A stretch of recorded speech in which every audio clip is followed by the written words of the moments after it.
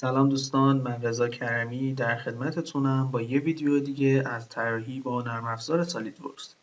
تو این قسمت از ویدیو میخوام که یک تورک سنسور رو ترسیم کنم، پس با من همراه باشید. طبق روال ویدیوهای قبل بریم که شکل کلی رو ببینیم و بعد طراحی رو شروع کنیم.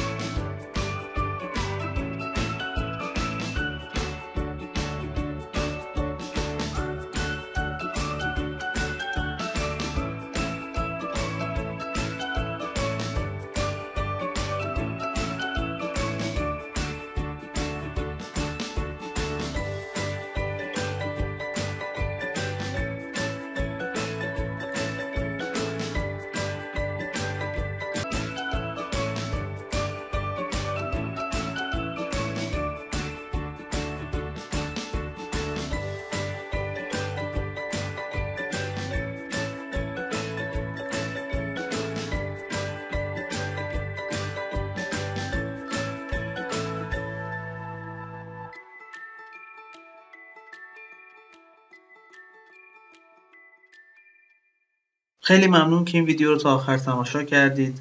فایل نقشه رو داخل کانال تلگرام قرار دادم، میتونید مراجعه کنید و ازش استفاده کنید. اگه دوست دارید کانال رو سابسکرایب کنید و ویدیو رو لایک کنید. دوستتون دارم. تا ویدیو بعد.